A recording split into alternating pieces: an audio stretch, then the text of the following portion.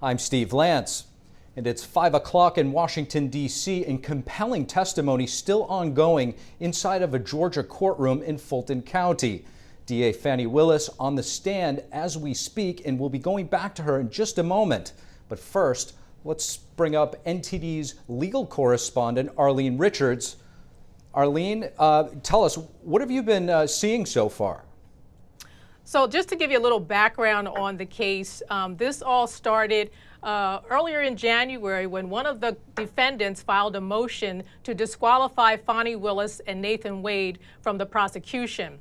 And the reasons that they gave was that these two were in a personal relationship and that they were financially benefiting from it. And because of that, they said there was a conflict of interest. So as this case has been going on, they've been going back and forth. Of course, she denies that she has a financial benefit, but she does admit, and so does Nathan Wade, they both admit that there is a personal relationship, or there was a personal relationship, but they say that that relationship should have no bearing on their ability to prosecute this case. So this hearing today is designed to try and bring out when the relationship began, when was it romantic, and how did he spend the money that he received? Because one of the allegations is that Nathan Wade received somewhere in the neighborhood of $700,000 on this case so far, because he's been named the lead prosecutor, and that he was taking Fani Willis on lavish vacations. So that's where the benefit is for her. She's taking him on lavish vacations. And the benefit for him is that she chose her boyfriend to be this lead prosecutor, put him on this huge case that's taking months and months and months and years to prosecute and put together and investigate and so forth, so that he's making a lot of money from it. And also the allegation is that she's paying him more money than she's paying other prosecutors who are also working on this case and who they say has more experience than Nathan Wade does. So this is just to set it up, what's happening here today, and this is why. So what the attorneys are trying to prove here and show the judge is that there was a relationship. It was a long relationship that started back in 2019, and that she chose her boyfriend for this position, and she also probably designed this case in such a way that it would be so huge and take so much time so that he could make all of this money and she could benefit. Steve.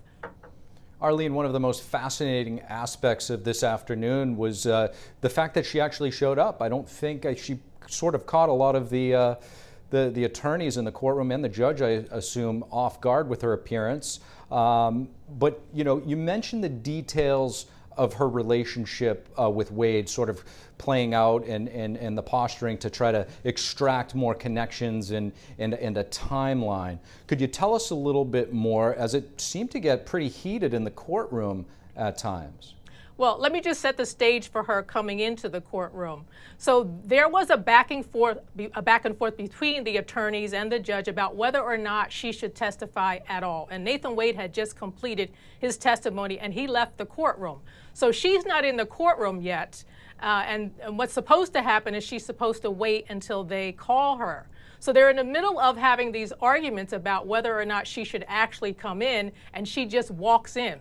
She walks in with her hand on her hip. She takes a piece of paper, she throws it on the counsel table where her attorney is, and she says, "I'll do it." She just takes over from her attorney and says, "I'll do it."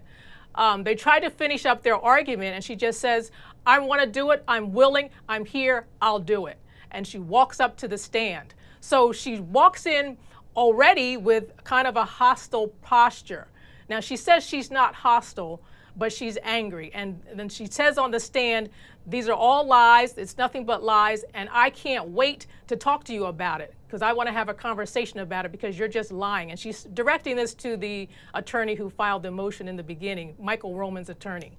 And so Michael Roman's attorney begins to start asking her questions. And every time she asks a question, Fani Willis gives a very long answer with a lot of explanation, and she doesn't really answer the question directly. And for example, she's asking Fani Willis about her relationship with Nathan Wade, when it began, when it started, when he was hired to work on this case, and also about the trips. How many trips did you take? How much did it cost? who paid what, and so forth, because the testimony has been so far from Nathan Wade that they shared the expenses. But when the attorney asked for the proof of that, for the receipts, for the bank records, and so forth, the testimony is that she paid it all in cash. So here's a clip of one of the exchanges where they ask her about a trip. So your office objected to us getting Delta records for flights that you may have taken with Mr. Wade. Well, no, look. I object to you getting records. You've been intrusive into people's personal lives. You're confused. You think I'm on trial. These people are on trial for trying to steal an election in 2020. I'm not on trial, no matter how hard you try to put me on trial. So my question was, do you have any problem? I object to you getting any personal records of mine. So, there, Steve, back to you. Arlene, that's really excellent analysis. Before we go back into the courtroom, which we are, I just want to ask you one more question.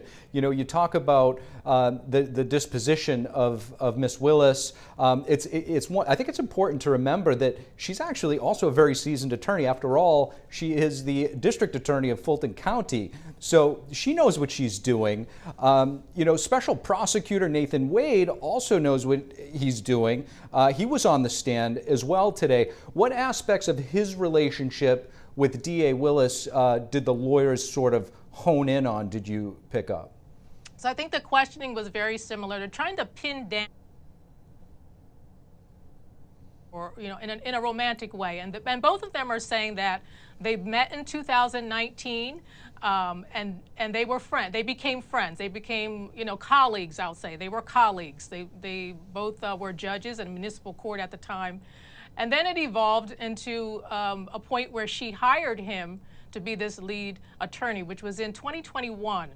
But they both say that there was no romantic relationship at that time when she hired him to be the lead attorney, which is what they need to say to defend themselves against this allegation.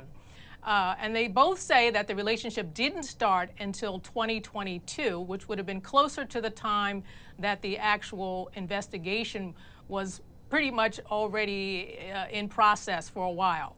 But he did work on the investigation. You know, they talk about that. He had a contract in 2021 and he did work on the investigation. But they don't want to say that they were in a serious romantic relationship until 2022. And they don't even talk about going on any trips before then. They didn't go on trips until 2022. And Nathan Wade, you know, he seems to be trying to establish that, or both of them actually, that they never visited each other. Like he never went to her home to visit her. They never spent the night together all through 2019 to 2021, which is also to establish that there was no romantic relationship. Now, apparently there are some phone records that show that he was in the vicinity of where she lived in, I think, 2021.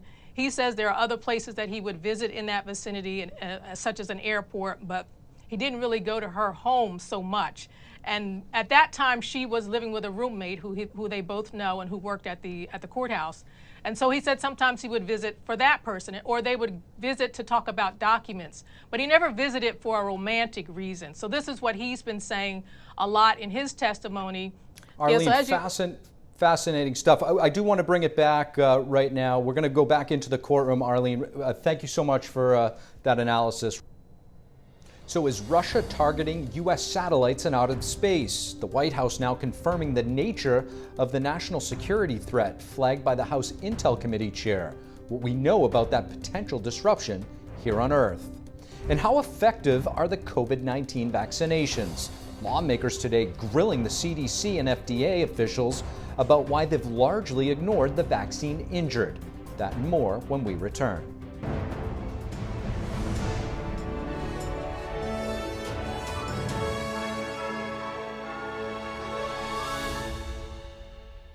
Thank you for watching the Capitol Report. If you want to see our full broadcast, check us out at epochtv.com.